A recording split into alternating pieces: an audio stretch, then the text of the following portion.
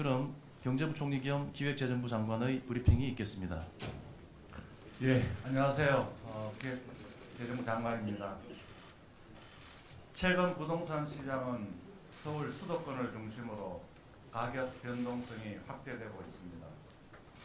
이에 정부는 국민 주거 안정을 최우선 목표로 수요와 공급, 양 측면을 균형 있게 고려해 부동산 시장을 안정적으로 관리한다는 원칙 하에 주택시장 안정화 대책을 마련했습니다. 첫째, 토지거래 허가구역과 규제지역을 확대 지정해서 가수요를 차단하겠습니다. 서울 전역과 과천, 성남 등 경기도 12개 지역을 토지거래 허가구역, 조정 대상지역, 투기 과열지구로 지정해서 주택 구입 시 실거주 의무를 부여하고 대출, 세제 등 강화된 규제를 적용하겠습니다. 둘째, 부동산 대출 규제를 보완하겠습니다. 주택담보대출 한도를 15억 원 초과 25억 원 이하 주택은 4억 원으로 25억 원 초과 주택은 2억 원으로 낮추겠습니다. 스트레스 DSR 금리 한을 높이고 수도권과 규제지역 전세 대출에 DSR을 적용하겠습니다. 셋째, 생산적 부문으로 자금 흐름의 유도, 억능 부담 원칙, 국민 수용성 등을 종합적으로 감안해서 부동산 세제 합리화 방안을 마련하겠습니다. 세제 개편의 구체적 방향, 시기, 순서 등은 부동산 시장에 미치는 영향, 과세 형평 등을 감안해 종합 검토할 계획이며 연구 용역, 관계부처 TF 논의 등을 통해 보유세, 거래세 조정과 특정 지역 수요 쏠림 완화를 위한 세제 합리화 방안을 검토하겠습니다. 넷째, 부동산 거래 질서 확립을 위해 국세청, 경찰청 등과 긴밀히 공조해서 이상거래 불법 행위에 엄정히 대응하겠습니다. 마지막으로 9.7 공급 대책을 더욱 속도감 있게 추진하겠습니다. 부동산 관계 장관 회의 등을 통해 이행 상황을 격주로 점검하고 특히 서울 선호지역 공급이 신속히 이루어지도록 하겠습니다. 정부는 앞으로도 가계대출, 부동산 시장 동향을 면밀히 모니터링하고 안정적으로 관리해 나가겠습니다. 이상 말씀드렸습니다. 다음으로 국토교통부 장관의 브리핑이 있겠습니다. 네, 안녕하십니까.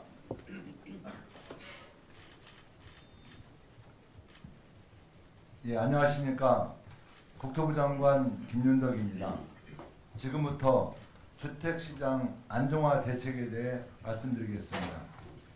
현재 주택시장은 한강 인접지역의 시장 불안이 주변으로 확산되고 있으며 글로벌 금리 인하 기조와 수급 불균형 하에서 주택시장으로의 자금 유입 우려가 증가하고 있습니다.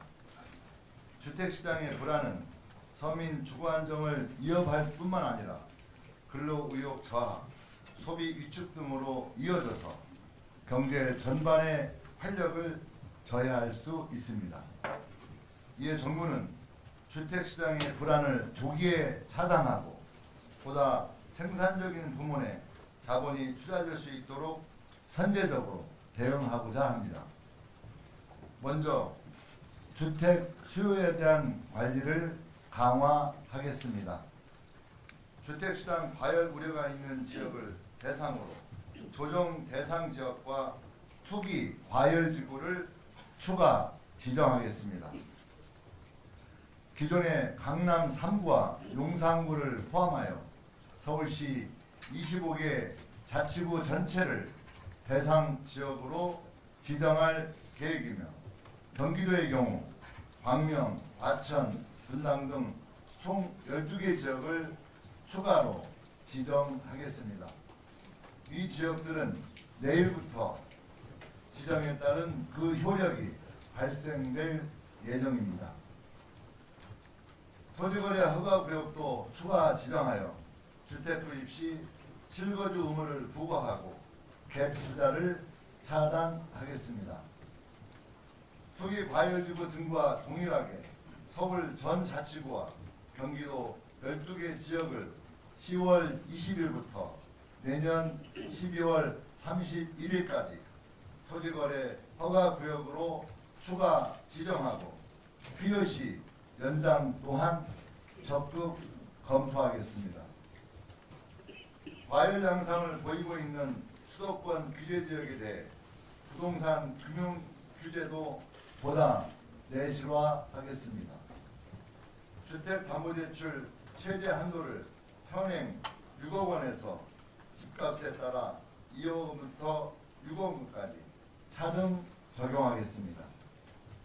스트레스 금리 하한을 높이고 1주택자의 전세대출 DSR 반영 등을 추진해서 과도한 차입을 통한 주택 구입을 제한하겠습니다. 아울러 생산적 부문으로 자금을 유도하기 위해 관계부처 TF를 구성하여 부동산 세제에 대해서도 종합적으로 검토하고 합리적 개선 방안을 마련하겠습니다. 부동산 관련 불법 행위를 근절하고 거래 질서를 확립하겠습니다. 국토부는 가격 띄우기 행위에 대한 기획 조사를 통해 의심 사례에 대해 수사 의뢰를 하고 있으며 앞으로는 국토부 내 부동산 특별사법경찰을 도입하여 부동산 범죄에 더욱 적극적으로 대응하겠습니다. 금융위는 대출규제 우회 사례에 대한 점검과 감독을 강화하고 국세청은 아파트 증여 거래를 이용한 탈세자 점검과 함께 부동산 탈세 신고센터를 설치 운영하여 부동산 탈세에 신속히 대응해 나가겠습니다. 경찰청은 전국경찰 841명을 부동산 범죄 수사단으로 편성하여 이달부터 부동산 범죄 특별 단속을 추진하겠습니다. 또한 국무총리 소속으로 부동산 불법 행위 감독기구를 설치하고 범정부적 역량을 결집해 부동산 불법 행위에 강력히 대응해 나가겠습니다. 근본 대책의 차질 없는 이행과 함께 9월 7일 발표한 주택 공급 확대 방안의 후속 조치도 더욱 속도감 있게 추진하겠습니다. 9월 7일 대책은 주택 공급 여건 개선을 주요 내용으로 하고 있어 효과가 나타나기까지 시차가 소요되는 만큼 대책이 제대로 추진되고 있는지 국민들이 확신하기 어려운 측면이 있다고 생각합니다. 국토부 1차관을 단장으로 하는 공급대책 이행점검 TF를 출범시켜 과제별 이행계획과 추진 실적을 철저히 관리하고 국민들께 진행 상황을 신속히 보고드려 공급에 대한 신뢰를 높여 나가겠습니다. 주택시장 안정의 골든타임을 놓치게 되면 국민들의 내 집 마련과 주거 안정이 더욱 어려워질 수 있습니다. 관계기관이 함께 숙고하여 종합대책을 마련하였습니다.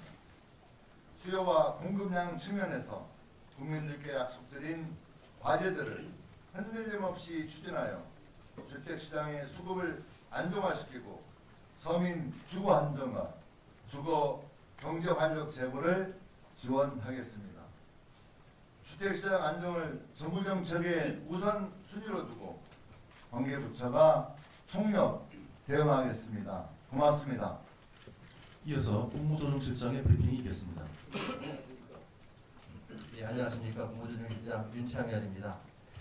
국무조정실은 범정부적 역량을 결집하여 부동산 시장의 거래 질서를 교란하고 서민 주거 안정을 저해하는 불법적이고 악질적인 부동산 범죄에 강력하게 대응하겠습니다. 이를 위해 부동산 관련 법률을 재개정하여 국무총리 소속으로 부동산 불법행위 감독기구를 설립, 각 부처에서 수행 중인 조사, 수사의 기획조정뿐만 아니라 전세 사기, 가격 띄우기 등 사회적 이슈에 대해서는 직접 조사, 수사하겠습니다. 적발된 불법 행위에 대해서는 강력한 처벌로 일벌받게 하여 부동산 불법 행위가 더 이상 자리 잡지 못하도록 함으로써 공정하고 투명한 부동산 거래 질서를 확립하겠습니다. 아울러 감독기구 설립 준비와 전담 기구가 설립될 때까지 범정부적 부동산 불법 행위 엄정 대응을 위해 우선 국무조정실, 국토부, 금융위, 국세청, 경찰청 등 관계기관으로 구성된 부동산 감독 추진단을 신속하게 구성 운영하겠습니다. 앞으로도 정부는 부동산 시장이 확고한 안정세를 보일 때까지 시장 상황에 맞춰 수요와 공급 양 측면에서의 적절한 대책을 시행해 나가도록 하겠습니다. 감사합니다. 다음으로 금융위원회 위원장의 브리핑이 있겠습니다. 예, 안녕하십니까. 금융위원회 위원장 이혁원입니다. 지난 6.27 대책 시행 이후 가계대출 증가세는 상당 부분 둔화되었으나 수도권 일부 지역을 중심으로 한 부동산 가격 상승세가 지속되고 수요자들의 불안 심리도 확산되는 등 주택시장의 과열 신호가 점점 커지고 있습니다. 이에 정부는 확고한 주택시장 안정을 위해 대출 수요에 대한 관리를 더욱 강화해 나가고자 합니다. 우선 근본 규제지역 토지거래 허가구역 확대 지정에 따라 주담대 LTV 비율이 70%에서 40%로 축소되고 전세대출, 신용대출 차주의 규제지역 주택구입 제한 등 규제지역에서 한층 강화된 대출 규제가 즉시 적용됩니다. 이와 함께 현재 수도권 규제지역 주담대에 적용 중인 6억 원 대출 한도 규제를 주택가격 수준에 따라 차등 적용하겠습니다. 15억 원 이하 주택은 현행과 동일하게 6억 원 한도를 유지하되 15억 원 초과 25억 원 이하 주택은 대출 한도를 4억 원으로 25억 원 초과 주택은 대출 한도를 2억 원으로 적용하여 과도한 대출을 활용한 고가주택 구입 수요를 제한하겠습니다. 차주별 DSR 산정 시 대출 금리에 가산되는 스트레스 금리를 수도권 규제지역 내 주담대에 한해 1.5%에서 3%로 상향 조정하겠습니다. 이를 통해 향후 금리 인하 시 발생할 수 있는 차주별 대출 한도 확대 효과가 일정 부분 상쇄될 수 있을 것으로 예상됩니다. 전세대출의 경우 1주택자의 수도권 규제지역 내 전세대출에 대해 DSR을 적용하겠습니다. 원금을 만기 일시 상환하는 전세대출의 특성을 감안하여 전세대출의 이자 상환 부분을 임차인의 DSR에 반영하고 근본 조치의 시행 경과 등을 보아가며 전세대출 DSR 적용 대상을 단계적으로 확대해 나가겠습니다. 마지막으로 금년 9월에 발표된 은행권 주담대 위험 가중 시 하한 상향 조정 조치를 당초 예정된 26년 4월보다 앞당겨 26년 1월부터 조기 시행하겠습니다. 정부는 근본 대출 규제 강화 과정에서 서민 무주택자, 실수요자 등에 대한 자금 공급은 지속하되 실수요자와 관계없는 부동산 관련 투기적 대출 수요는 더욱 촘촘하게 점검하고 엄중하게 관리해 나가겠습니다. 우리 경제의 건전하고 지속적인 성장을 위해 대출 수요가 주택시장을 불필요하게 자극하지 않도록 하고 부동산 부분으로의 자금 쏠림이 생산적 부문으로 전환될 수 있도록 최선의 노력을 다하겠습니다. 감사합니다. 마지막으로 국세청장의 브리핑이 있겠습니다. 안녕하십니까. 국세청장 임광현입니다. 최근 서울 수도권 등 일부 지역에서 시세 차익을 노린 투기성 거래와 부의 이전을 위한 편법적인 자금 조달이 꾸준히 확인되고 있습니다. 국세청은 시장 과열이 나타나는 지역의 불법, 편법적인 자금 흐름을 철저히 차단해 가수요와 투기 수요를 진정시키겠습니다. 먼저 대출 규제 확대에 따른 현금 부자들과 외국인 등의 가수요 차단을 위해 강남 4구를 포함한 한강벨트 등 고가 아파트 취득에 대해서는 자금 출처 검증을 대폭 강화하겠습니다.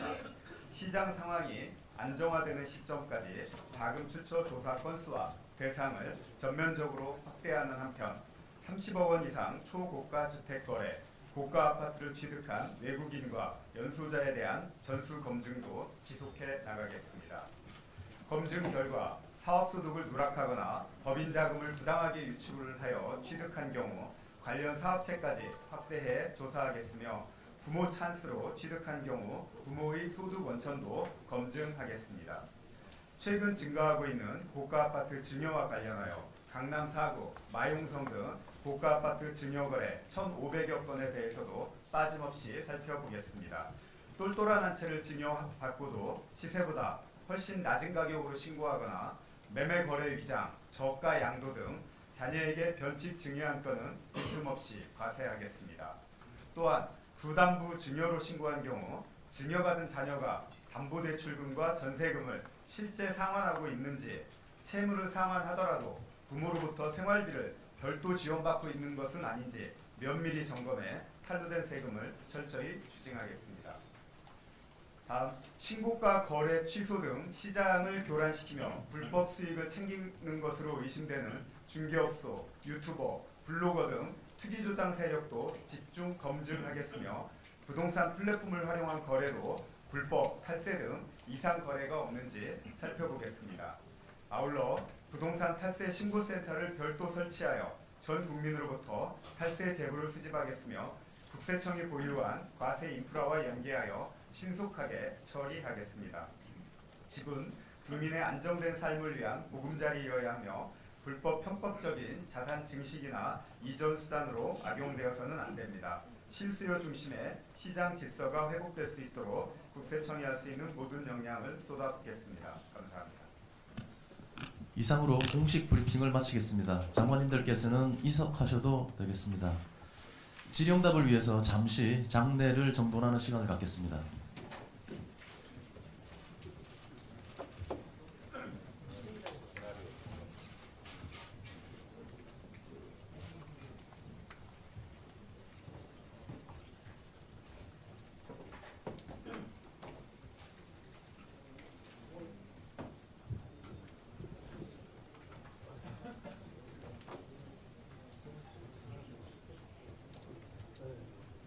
질의응답에 응해주실 우리 각 부처 실국장님들 앞으로 나와주시기 바랍니다.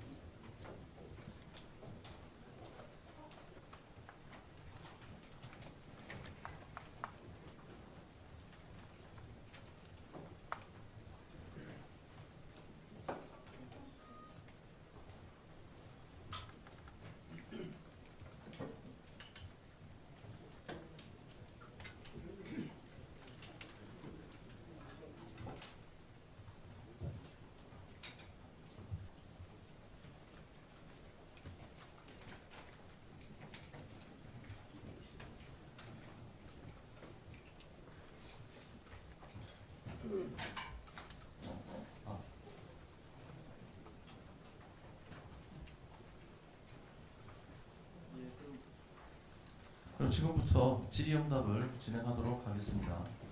질의가 있으신 분은 기자님들은 손을 들어주시고 지명을 받으면 소속과 성명을 밝히신 후에 질의해 주시면 되겠습니다.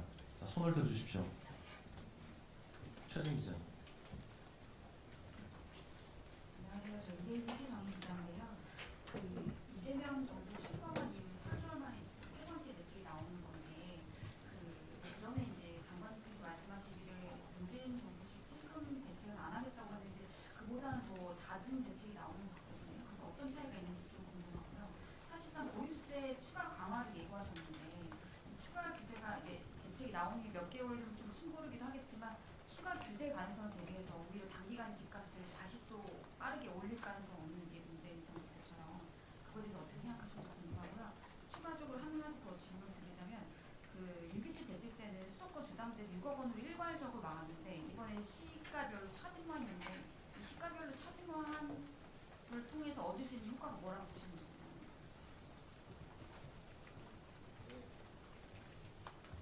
거예요? 네, 그 국토부 주택토지실장입니다. 세 가지 질문을 주셨는데 두 가지는 제가 좀 답변하는 또 다른 분이 답변할 것 같습니다. 먼저 첫 번째 질문에 대해서는 지난번 장관님께서 국토부 장관님께서 기자간담회를 통해서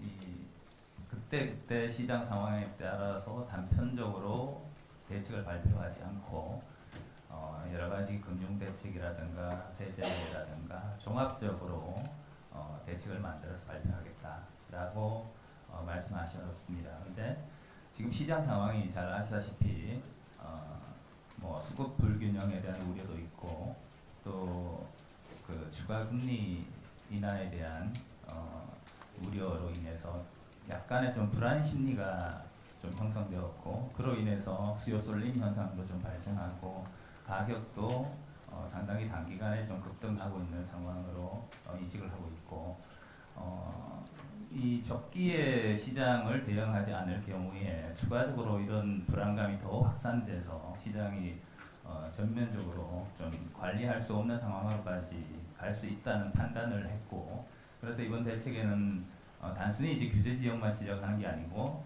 규제 지역과 토지 거래 허가 구역 그리고 추가적인 대출 규제 향후 세제 개편 방향까지 담은 종합적인 대책을 발표했다는 말씀을 드리고 이번 대책의 핵심은 이거라고 생각합니다. 지금 과거에 토지 그 규제 지역을 지정할 때는 조정 대상 지역도 그렇고 투기 과열 지구도 그렇고 단계적으로 뭐 2016년부터 21년까지 계속 단계적으로 이렇게 확대해가는 방식으로 대책을 발표했기 때문에 지정 안 된 지역으로 추가적으로 풍선 효과가 발생하고 해서 효과가 크게 나타날 수 없었던 한계가 있었다고 보고 이번에는 굉장히 좀 넓게 향후에 발생할 수 있는 풍선 효과를 방지할 수 있는 좀 넓은 지역을 대상으로 지정을 하면서 또 추가적으로 토지거래 허가구역을 같이 지정하게 되었기 때문에 지난 그 예전에 규제지역 지정할 때처럼 이 갭 투자를 통해서 별도로 자금을 동원할 수 있는 수단을 근본적으로 막았다고 이해를 하시면 됩니다. 그래서 효과 자체가 굉장히 클 것이다 라고 생각되고 다만 아까 두 번째 질문하신 것처럼 그러면 향후 또 세제 개편에 대한 또 예고가 되어 있기 때문에 그 전에 추가적 수요가 또 유입될 우려에 대해서 말씀하셨는데 저희는 일단 방금 말씀드린 규제지역과 토구역을 포괄적으로 서울 전역과 경기도 12곳으로 지정한 것으로 상당 부분 시장 안정에 효과가 있을 것이다 생각되고 향후 이 세제 개편 부분도 반드시 이제 부정적으로 영향을 미칠 것이다 생각은 하지 않고 있습니다. 세 번째 질문은 금융위원회 금융정책국장입니다. 그 대출 한도를 6억 원, 그 다음에 4억 원, 2억 원 이렇게 점차적으로 강화하는 이유에 대해서 물어보신 것으로 이해를 하는데요. 기본적으로 저희는 대출 한도를 규정함에 있어서 기본적으로는 시장 상황과 그때그때의 대출이 주택 구입에 어느 정도 활용되는지를 보고 적절한 규제 수준을 선제적인 접근 원칙 하에 정해 나가고 있습니다. 돌이켜보면 6월 27일 대책을 할 때의 그 부동산 시장 상황을 보면 여러 가지 상승 요인이 있었는데 그 중에 대출 수요 측면에서 보면 금년 상반기에 대출이 늘어나고 있던 상황이었습니다. 그렇기 때문에 좀 선제적으로 시장 안정을 위해서 예전에는 없던 6억 원 대출 한도를 설정을 해서 시장을 좀 안정시키고자 했고 그리고 대출이 이용되는 규모도 줄이고자 했던 것입니다. 그런 부분에 일정 효과가 분명하게 있었고요. 그런 대출 절대적인 규모가 증가 추세가 상당 부분 둔화되었습니다. 그런데 그럼 지금 이번에 왜 다시 4억 원, 2억 원의 한도 규제를 추가하게 되느냐라는 측면에서 보면 최근에 또 주택가격 상승 추이 분포를 보아야 하는 상황입니다. 최근의 주택가격 상승은 고가 주택 중심으로 이루어지고 있고 서울의 주변부로 확산되고 있는 상황입니다. 그러니까 그런 부분에 있어서 대출을 이용한 주택 구입 수요를 조금이라도 더 촘촘하게 관리하기 위해서는 고가주택 중심으로 가격이 상승하고 있는 만큼 고가주택을 타겟으로 한 대출 한도를 규정하는 것이 적정하다고 판단한 것입니다. 이상입니다. 예, 손을 들어주십시오. 예, MBC 윤수홍 기자님. 네, MBC 윤수환입니다. 최근 부동산 매매거래 자금 조달 계획서를 보면 금융권 대출 말고 이제 가족들에게 돈을 빌려가지고 주택을 구입하는 경우가 상당히 많은 것으로 나타나고 있는데 이런 측면 때문에 이제 대출 규제 자체가 오히려 서민이나 중산층을 겨냥하는 거 아니냐 하는 비판이 좀 있는 것 같습니다. 그리고 추가적으로 이런 대출 규제를 통해서 과연 인기 선호 지역의 집값을 잡는 것이 실효성이 있냐 하는 지적도 있는 것 같은데요. 가족 대출을 규제할 수 없는 상황에서 지금의 대출 규제가 어떤 실효적 효과를 가질 수 있다고 보시는지 말씀 부탁드립니다. 네, 이 부분도 결국은 또 대출 규제에 관한 질문이신 걸로 보는데요. 저희가 이번 규제를 살펴보시면 15억 원 이하의 주택을 구입하는 분들에 대한 대출 한도 규제는 적용되지 않습니다. 그러니까 결국 저희가 서민 중산층의 주택 금융을 이용한 주택 구입에 있어서는 불편함을 주지 않겠다는 기본 정신이 깔려 있는 것이고요. 저희가 여러 강력한 대출 규제 정책을 쓰는 가장 큰 이유는 주택 가격을 견인하는 여러 가지 요소가 있겠지만 그 중에 주택 금융 담보 대출도 일정 부분 역할을 하는 건 사실입니다. 이를 통해서 적어도 수요 측면에 그리고 수요를 구성하는 중에 대출 측면에 이런 것들이 주택 가격을 과하게 끌고 가는 상황은 좀 막아야 되겠다. 그런 관점이고요. 그런 걸 통해서 주택 가격이 안정화된다면 서민 중산층의 소득과 적절한 주택 금융이 결부된 주택 구입이 원활해지고 그런 것들이 서민 주거 안정에 기여할 수 있다고 생각을 하고 있습니다. 예, 이희수 기자님. 네, 배경이 이수입니다. 근데 서울 외곽 지역까지 15억이까지는 이게 LTV가 만약에 40%가 적용이 되고 스트레스 DSR까지 붙게 되면 사실 소득에 따른 한도까지 확 줄어드는 건데요. 상대적으로 자산이 적은 청년이나 신혼부부 이런 분들의 내 집 마련이 너무 어려워지는 게 아닌가 하는 우려가 한 가지 들고요. 두 번째로는 규제지역 지정 시 재건축 재개발 규제도 대폭 강화되는데 이런 오히려 도심 주택 공급이 위축되는 거 아닌가 하는 우려가 드는데 혹시 이에 대한 입장이 어떠신지 궁금합니다. 예, 앞부분 질문은 또 대출 부분인 것 같아서요. 서울 외곽 지역의 경우에는 지금 이번에 외형적인 대출 한도 규제가 규제 지역과 수도권으로 되어 있습니다. 근데 서울 외곽의 수도권의 경우에는 15억 초과 주택이 그렇게 많지 않기 때문에 직접적인 대출 규제의 대상에서는 포함되지 않는다. 그런 점을 좀 감안해 주셨으면 좋겠고요. 그 다음에 청년 신혼부부들의 경우에는 저희가 국토부와 금융위원회가 같이 함께 운영하고 있는 정책 모기지, 디딤돌 대출, 보금자리론 이런 등이 있습니다. 어느 경우에도 이번 대출 규제 내용에 그런 부분에 제약을 주는 요소는 없습니다. 그러니까 정부는 청년과 신혼부부의 정책적인 배려가 필요한 부분에 있어서의 주택금융은 차질 없이 공급하겠다는 입장도 견지하고 있습니다. 예, 손을 들어주십시오. 전기 사업 관련해서 공급 우려에 대한 부분을 간단히 말씀드리면 결국 이 전기 사업과 관련된 부분 조합은 지위 양도가 제한되는 부분이 있는데 이 부분은 사실 그 투기 수요 유입을 방지하기 위한 목적이기 때문에 실제 공급하고는 직접적으로 연관이 된다고 보기는 어려울 것 같고, 저희들이 아시다시피 97 대책을 통해서 정비 사업 활성화를 위해서 여러 가지 그 조기 사업비 지원이라든가 절차 간소화라든가 발표했던 내용에 대해서는 이제 도시정비법 법안도 이미 발의가 됐고, 향후 후속 조치를 신속히 해서 정비 사업 같은 도심지 내 주택 공급에 대해서 차질이 없도록 공급할 계획입니다. 예, 질의해 주십시오. 예, 홍승 기자님.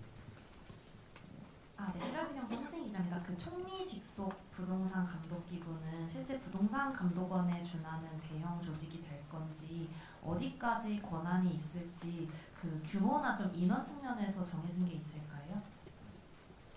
지금 아직 구체적으로 규모, 조직, 그 인원 뭐 이런 부분들에 대해서는 아직 논의가 진행 중에 있는 상황이고요.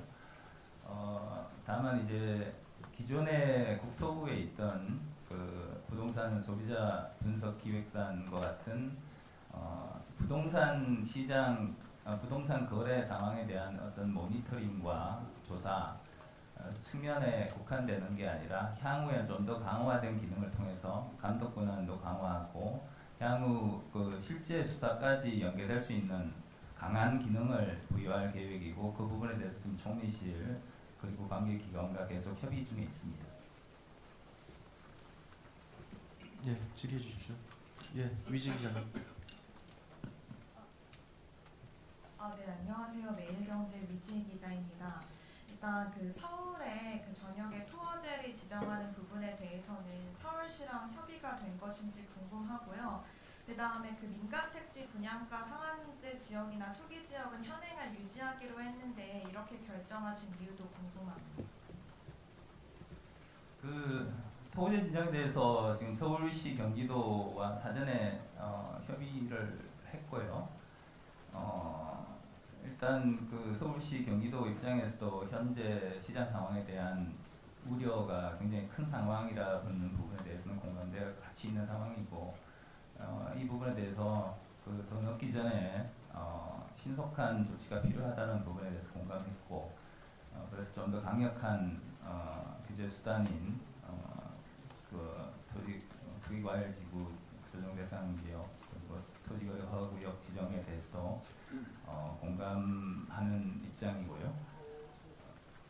그리고 그 분상제하고 투기 지역 제외되는 부분은 분상제 같은 경우에는 지금 최근에 주택가격 상승 양상이 매매 거래 그 주택 매매 과정에서 매매로 인한 주택가격 상승이라고 저희들이 판단하고 있기 때문에 어떤 분양가에 관련된 부분은 아니다라고 판단했고, 그래서 향후 시장 상황에 따라서 분상제 부분은 추가적으로 저희들이 별도 검토를 거쳐서 할 수 있는 부분이 있을 걸로 보입니다. 그래서 현재 상황에서는 우선적으로 분상제나 이런 부분들은 포함시키지 않았고, 우선적으로 토지거래 허가구역 규제지역 우선으로 지금 발표를 했다는 말씀드립니다. 예, 또 질의해 주십시오. 예, 김지 기자. 네, 경향신문 김지혜입니다. 네, 그 토어제를 토어구역을 내년 12월까지로 유지하기로 했는데 이 기한을 이렇게 정한 이유가 무엇인지 일단 궁금하고요. 그리고 두 번째로는 그 아까 질의가 나오긴 했는데 그 서울 외곽 지역에는 LTV가 40% 정도 40% 적용이 되게 되는데, 이 경우에는 금융위에서 말씀하시는 대출 규제를 이중 제한을 받게 된다는 생각이 듭니다.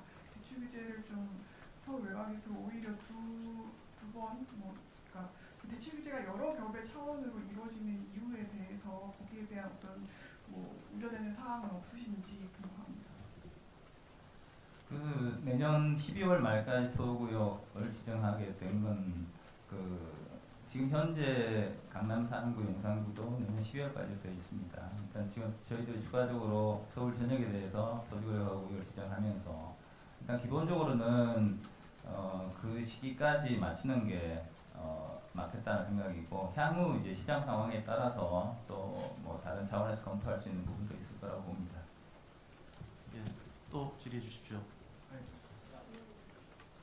예, 네, 그 대출 규제 관련해서 서울 외곽 지역에 관해서 다시 여쭤보시는데 기본적으로 지금 이번에 규제가 강화되는 측면이 대출 한도에 있어서 두 가지 축이 있는 거 아니겠습니까? 규제 지역이 됨으로써 LTV 한도가 70에서 40으로 낮아집니다. 그 다음에 15억 원 초과 주택의 경우에 대출 한도가 4억 원, 25억 원 초과의 경우에 2억 원 이렇게 되니까 이게 이중규제 아니냐 이런 생각을 하시는 것 같은데 그걸 정확하게 이해를 하시려면 15억 원에 LTV 40%를 적용을 하면 그게 6억 원입니다. 그래서 종전에 6억 원 한도 규제가 있던 상황에서 이 규제가 되는 것이고요. 그러니까 서울 외곽 지역의 경우에 15억 원을 초과하는 주택이 그렇게 많지 않습니다. 그렇기 때문에 규제 지역이 되더라도 지금 6억 원, 4억 원 이 규제에 적용될 가능성이 별로 없게 됩니다. 그러니까 그러한 측면에서 보면 우려하시는 사항은 그렇게 크지 않을 것이라고 생각됩니다. 예, 이축복 기자님. 네, 동아일보 이축복 기자입니다. 그 금융위원 아까 말씀해 주셔서 여쭤보는데 그 대출이 그 가격대별로 묶여 있어서 대상 지역 가격대별 아파트 물량이 어떻게 되는지 좀 공유해 주시면 좋겠고요. 그리고 또 그 토지거래허가구역 자체가 과거에 그 대규모 개발 때 투기를 방지하기 위해서 나왔던 제도인데 이게 좀 아파트로 좀 지나치게 넓어지는 것 아닌지 그런 거에 대한 우려가 많습니다. 그 부분에 대한 좀 입장 설명도 부탁드립니다. 통계에 관해서 이제 여쭤보셨는데 이 정부가 이 가격대별 그 주택 숫자 혹은 그 가격 대출 금액별 그 주택 숫자에 대해서 실시간으로 체크하기가 어렵습니다. 주지하시는 것처럼 주택 가격은 일주일 사이에도 그렇게 변화하고 있지 않습니까? 그렇기 때문에 그걸 현재 기준으로 말씀드리기는 좀 어려움이 있습니다. 저희가 대출 한도 규제를 15억 원과 25억 원으로 결정을 할 때 활용한 통계는 있습니다만 그 통계가 수시로 바뀌고 이렇기 때문에 이 자리에서 통계를 밝히는 것은 오히려 시장의 불안 심리를 더 키울 수 있는 여지가 있어서 적절하지 않은 것 같습니다. 이해해 주시기 바랍니다. 질의해 주십시오. 네, 아니요. 그 토지거래허가구역 지정 목적 자체가 그 합리적 토지 이용을 위해서 투기적 거래가 성행하는 지역에 대해서 지정해서 그런 부분들을 합리적으로 관리하겠다는 취지의 제도입니다.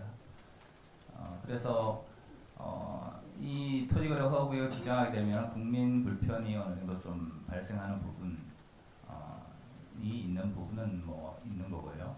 다만 저희들이 이번에 토지거래허가구역을 확대 지정하면서 고민했던 부분은 일단 그 국민들이 가장 관심을 가지고 있는 주거 부분에 대한 안정이 최우선 목표라고 생각되고 주거 안정이 되어야 그 다음 단계의 여러 가지 경제적 활동이라든가 이런 부분들도 원활히 진행될 수 있다고 판단했고 그래서 원래 목적인 토지 이용의 합리적 그 이용에 대한 토지의 합리적 이용에 대한 부분을 이번 그 추가적으로 확대하는 토지거래허가구역을 확대하는 부분에 대해서 그 같이 연계시켜서 생각하면은 어쨌든 주거 안정을 꾀하기 위한 목적으로 이용하는 부분이 반드시 뭐 다른 목적은 아니라고 저희들 판단했고 이 규제를 통해서 어느 정도 주거가 안정되면은 그 자체가 바로 우리 부동산의 안정적 그 합리적 이용 목적도 달성할 수 있을 거라고 생각됩니다. 예, 또 질의해 주십시오. 예, 유옥성 기자님.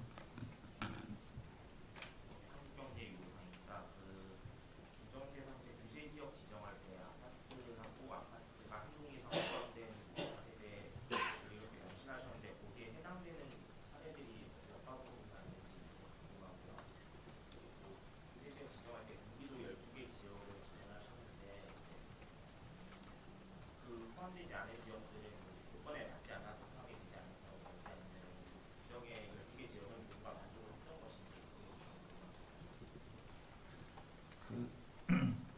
일단 두 번째 질문에 대해서 당연히 규제 지역의 요건은 다 충족되는 지역을 지정했고요.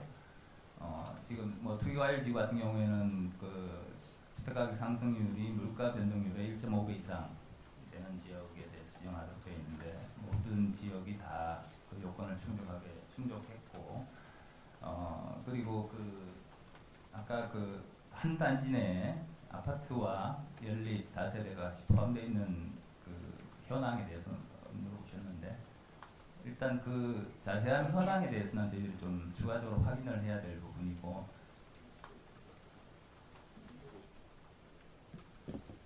전체 가구 숫자는 한 750개 내외 정도 됩니다.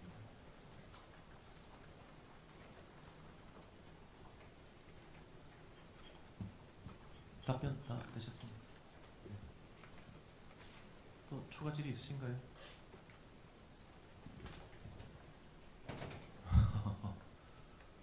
그러면 마지막으로 우리 저기 홍성희 기자님하고 윤수환 기자님하고 정담희 기자님하고 세 분만 하고 있습니다.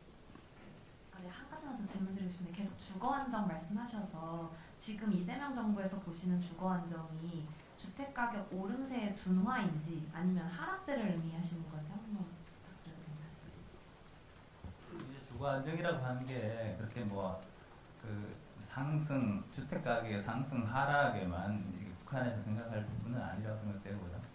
일단 국민들 대부분이 그 삶의 기본은 주거 여건이 이제 충족되어야 그 주거 부분에 대한 신경을 안 쓰고 다른 경제 활동을 할 수 있기 때문에 지금 현재 시장 상황 자체가 그 초기에는 뭐 강남 상구나 용산구나 마용성이나 이런 그 핵심 그 관심 지역 중심으로 주택 가격이 많이 상승하다가 지금은 잘 아시다시피 뭐 여러 가지 한강 지역 주변으로 계속 확산되고 있고 또 경기도까지 확산되는 상황이기 때문에 전반적으로 시장 상황이 워낙 과열되고 있는 상황이다라고 판단했고 이런 과열 상황이 계속 언론 보도를 통해서 보도되고 하면은 국민들께서 생각하시는 주거 안정에 대한 부분이 굉장히 좀 불안해질 수 있다. 그런 불안 심리가 굉장히 커질 수 있고 그런 부분들에 대한 안정을 빼앗는 측면에서 이해를 해주시면 될 것 같습니다.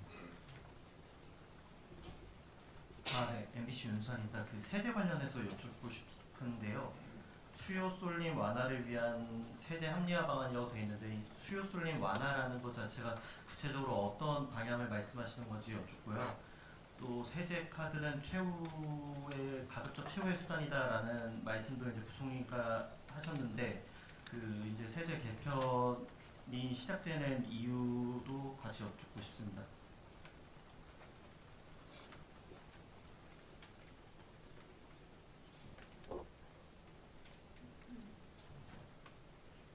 예, 그 기획재정부 재정 소비세 정책관 김병철입니다. 이제 말씀하신 그 부동산 세제 관련해 가지고요. 일단 그 주택시장 주택 가격 안정을 위해 가지고 뭐 세제를 활용하는 데는 신중하게 접근해야 된다는 것이 기본적인 입장이고요. 그리고 그 부동산 정책의 목표가 좀 전에 말씀하신 국민 주거 안정이다라는 목표이기 때문에 이러한 목표를 위해서 어떠한 정책 수단도 사용할 수는 있다고 합니다. 다만 그렇지만 세제는 가급적 최고의 수단으로 활용되어야 한다고 생각을 하고요. 이 부동산 정책 관련해 가지고는 이번에 기본적으로 그 조세 정책의 방향을 말씀을 드린 거고, 그리고 앞으로 구체적인 개편 방안이나 시기나 순서 등에 대해서는 그 부동산 시장에 미치는 영향이나 과세 형평 등을 종합해서 마련하도록 하겠습니다.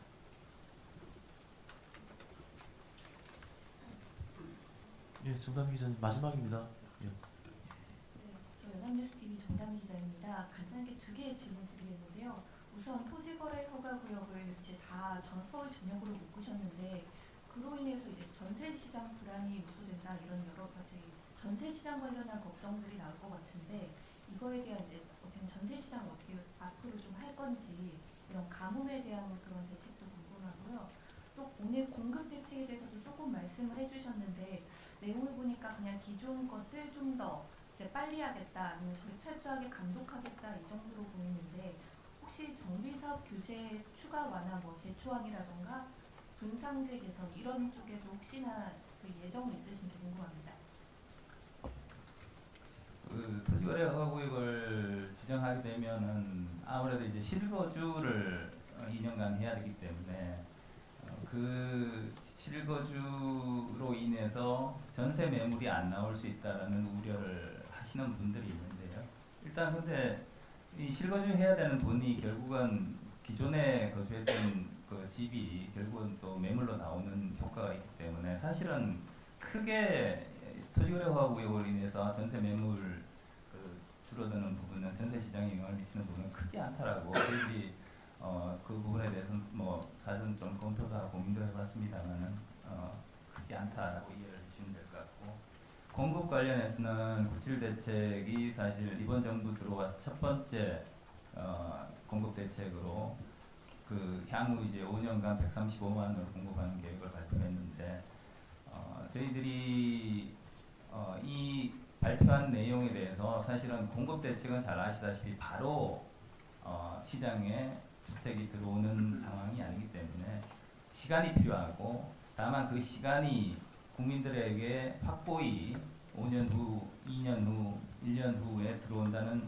신뢰를 심어주게 되면은 결국 시장 안정에 기여하는 부분이 있기 때문에 그런 부분들을 그런 효과를 위해서 저희들이 후속 대책에 대해서는 차질 없이 특히 여기에 제시되어 있는 것처럼 12월 내로 그동안에 발표했던 명확하게 제시하지 못했던 그 공급 계획이라든가 향후 추진 계획이라든가 이런 부분에 대해서도 또 그 노후 청사라든가 그 이런 부분들에 대해서는 구체적 입지까지 제시할 수 있도록 저희들이 그 계획을 세우고 있습니다. 그래서 향후에 12월 내로 후속 그 공급 대책에 대해서 저희들이 발표할 기회가 있을 걸로 이해하시면 될 것 같습니다. 예, 이상으로 질의 답변을 모두 마치겠습니다. 참석해 주신 모든 기자님들께 감사드립니다.